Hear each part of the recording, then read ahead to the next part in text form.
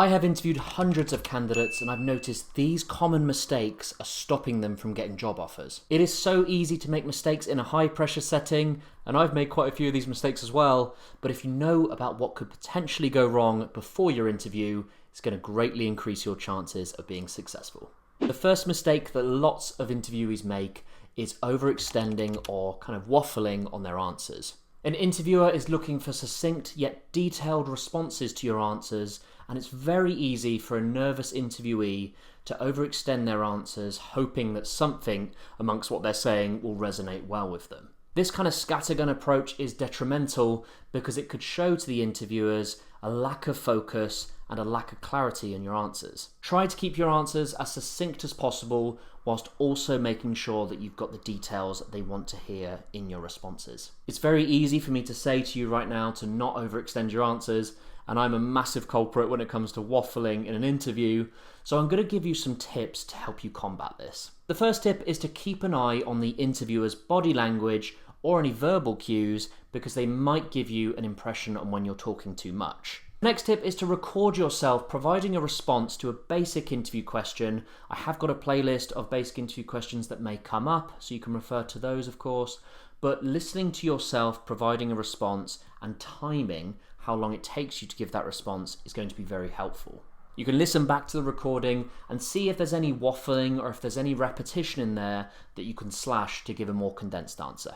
The second very common mistake is not showing enough enthusiasm or excitement towards the job opportunity within your interview. If you are showing that this is just another job role that you're not really that interested in, you're just kind of going through the motions with an interview, that's going to raise alarm bells for the interviewer. They are looking for candidates with a specific interest in that job opportunity. The business is investing in you with money and training, and if it seems like you're not even that interested at the interview stage before you've got to the role, they may have some red flags about whether or not you're going to stay. They may want someone who's going to stay long term and progress within the business, and those who are enthusiastic and seemingly excited about the opportunity in the interview are going to be held to high regard.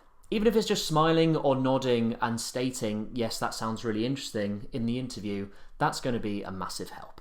Number 3, and this is a very common mistake that I've seen a lot when interviewing, is the candidate criticizing or talking badly about their previous or current employer.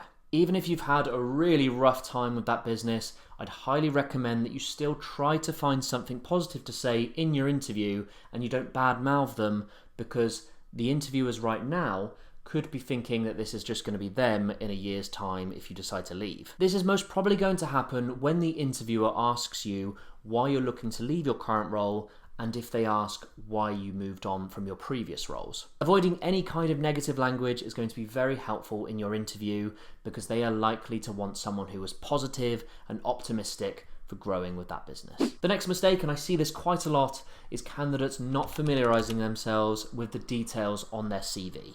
This causes a bit of awkwardness when an interviewer asks about a certain detail that's listed on the CV in front of them and the candidate is unable to give a verbal response, or a response that's not quite as detailed as what they have put on the CV. I'd recommend that you familiarise yourself with your whole CV, including your previous and maybe even your first role, in case the interviewer is looking at details from your past.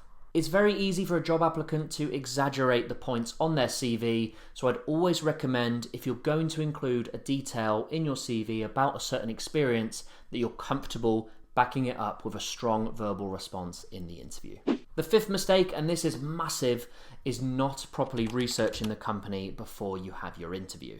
One of the first questions that the interviewers are likely to ask is, what do you know about us? And what do you know about the industry? Instead of having a very quick scan over their website and repeating things that they could find in their About section, I'd recommend that you really carefully research not only the business, but its competitors, how long they've been operating in that space, and what products or services they provide. This will equip you with some strong knowledge going into that interview, and the interviewers are looking for someone who cares enough to show that they've really done their homework with the opportunity. Going back to the other mistake on not showing that enthusiasm, making sure that you've really researched every area of what we spoke about is going to really help, because it will show that you're interested and enthralled by the opportunity, and that's going to distinguish you from someone who doesn't really care that much, they just want a job in that sector. We were talking about waffling earlier, kind of waffled with that one, but I hope you know what I mean. Mistake 6 is not asking the right questions at the end of the interview. You may have heard it before, but the worst questions to ask when you're given the spotlight at the end of your interview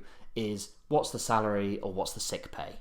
This shows that you're just looking for any job that comes up and you're not so much interested about the other aspects of the role that they may be looking for. Instead of these questions, I'd recommend that you ask about the culture, because that shows that you're trying to visualize yourself fitting into that business. I'd also ask about the long-term progression routes. That's going to be a really good one because the interviewer is seeing you as someone who wants to stay there long-term. And finally, I'd also ask the interviewers what they like about working at that company. That's going to give you a nice and honest perspective of people already in the business, and I can guarantee that the interviewers are going to like that question. It might even get a few laughs. The final mistake is not monitoring your body language. This one relates massively to professionalism. You're going to want to make sure that you're holding eye contact with all of the interviewers involved, and you're also going to want to make sure that you're not slouching or showing yourself as kind of overconfident. Of course, don't be too robotic, but make sure you're not fidgeting or kind of slouching to show that you'd rather be somewhere else. Okay, so that's 7 mistakes that I've come across quite a bit in my time as an interviewer, and I really hope that this has helped you. If you are interviewing at the moment, please do let me know in the comment section below if you have any questions. If there's anything I can do to support you with your job search, please do let me know. We've had some really nice conversations on some other videos, so if there's anything I can do to help, I'd love to make sure I'm there. And if it has helped, please do leave a like, subscribe for more content, 'cause it's the best way for me to be motivated to keep getting videos out for you. And yeah, that's everything from me. Have a good day. Bye-bye.